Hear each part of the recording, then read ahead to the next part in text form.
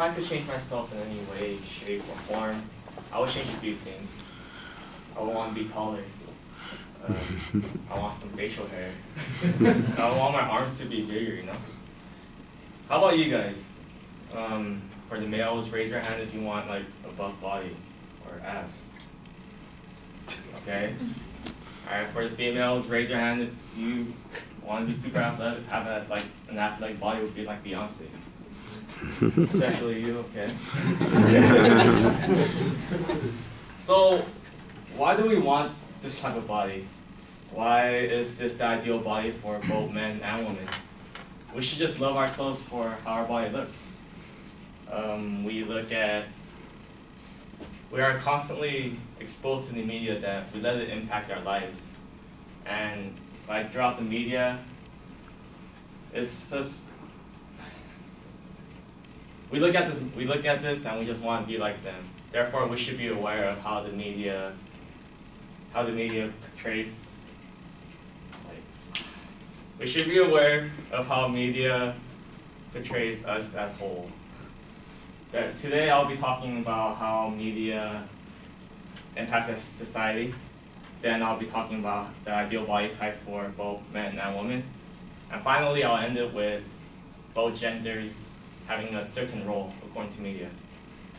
So why is media such a huge impact on lives today? Because we are constantly exposed to media.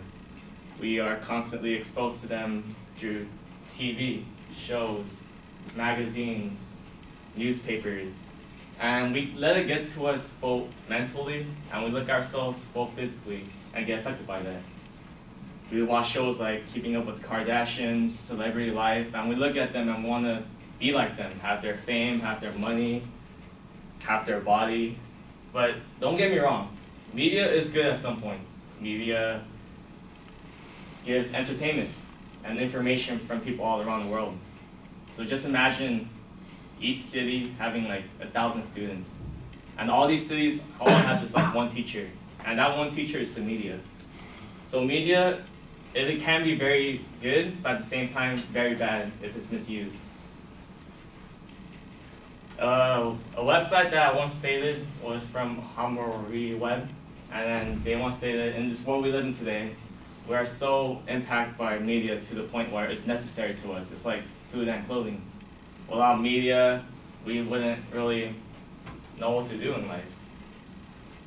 It's so powerful to the point that people's perspective in life changes along with it, which leads me to my next point, why media has a huge influence and body ideal type for both men and women.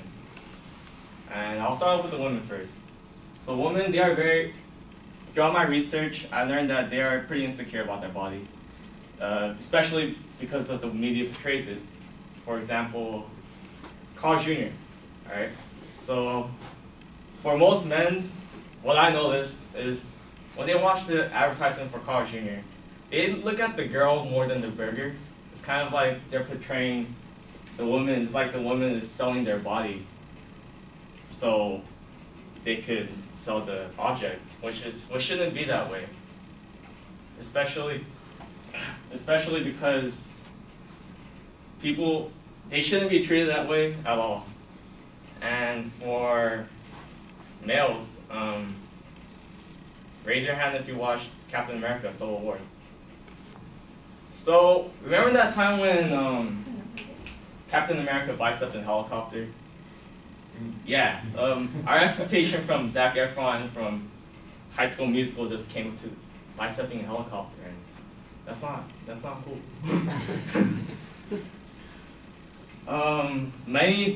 Ever since then, there was a lot of tweets and retweets about that specific gif of Captain America bicepping a helicopter, and it just raises our expectations for men. By explaining how it raises, there was a BuzzFeed video about Shy Guys. They're called Try Guys, and then they're all put through an experiment. They're all put through an experiment where they have to Photoshop their body along with models like Justin Bieber, David Beckham, and when they Photoshop their body into it, yeah, they're happy at first, but then they realized that they weren't really satisfied with it. Yeah, they look good, they look buff, but they realized throughout that they learned to accept the body they have. They learned to appreciate what they also, just everything they have in general. They're happy about it. And I forgot to give one more example about the women. Women also came through a BuzzFeed video where there was an experiment about 3 women. They were asked one thing about what they could change. One said eye color, one said boobs, and one said butt. And they got the items they wanted for that entire day. One of them got colored contacts, butt pad, push-up bra, and they were pretty happy about it at first. They felt confident in themselves as they progressed throughout the day. But then, as the day slowly came to an end, they realized that they weren't really happy about their body. They wanted their old body back there because they were so comfortable with how their body was in the past. So by the end of the experiment, they learned that they were all asked back the same question: how do they feel about their body, the new body and the past body? They all answered, the past is our body we used to have is so much more better than the body we tried out. A woman named Taylor in that BuzzFeed video said that we live in an era where women should look good.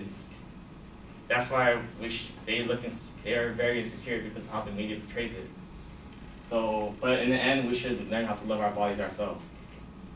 And by explaining this ideal body type for both men and women, I'll finally go to my last point, which is how the gender roles are affected throughout media.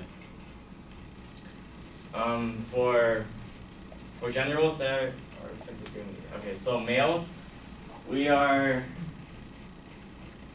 males. Sorry. So for males, we're born and raised with like a perfect blueprint, and that is 2 words: man up or be a man. We grow up, especially with the media, through these words, because if we hear these words, we act differently. We want to be more manly. We want to be more muscular, and went to the point where there's other media that expose it as, if you cry, you're a wimp. So if we hear the word wimp too, it gives us an automatic reaction not to show our emotions because we're too scared, because that's how the media portrayed it as, right? Because guys should be all buff, muscular, no emotion. That's why right now there's a huge trend for guys to hit the gym, just because they could feel more confident about themselves. And for the women, right now they're in an era where they're supposed to be dependent on the man nowadays, especially through classical music, movies like Cinderella or Sleeping Beauty. Especially Sleeping Beauty. Because kids learn at a young age that they should be dependent on their knight in shining armor to come through, which shouldn't be it at all. Women are very independent, and they are really strong. Especially, I just met an LA Fitness owner, and she was a woman. So imagine a bunch of buff guys working for one woman. That's pretty powerful. So by explaining how media portrays our life, gender roles, and our ideal body type, I'll finally conclude with this. Don't let media change you at all. Don't get influenced by it. If I ask the same question, if you guys want to change anything about your body, you guys should just be happy about your bodies. Just be confident, be thankful, but most of all, don't let media turn you into someone that you're not. Don't let it influence you at all. Thank you.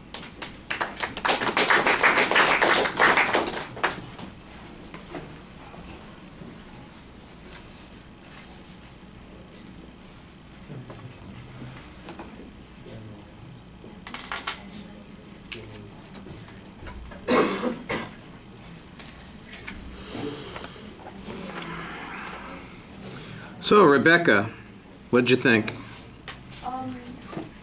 Frank, I thought you had a really great opening. You really connected with the audience well, especially with that little laugh, like everybody raised your hand and whatnot.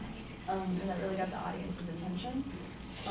There were little parts where you did get confused, but we could tell that you were trying to get back on track, which you did every time. You had really good structure, and you had a really great preview, so we all knew what we were going to talk about instead of some kind of surprise.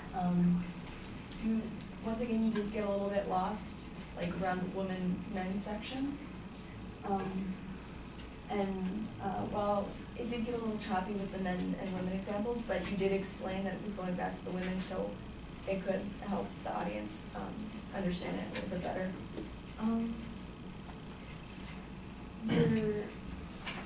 From torso up, your stance was pretty good. It was pretty confident. You did move around a little bit, but it wasn't, in my opinion, too distracting. But your stance does noticeably change when you get more confused and a little bit more lost. That's it. Okay.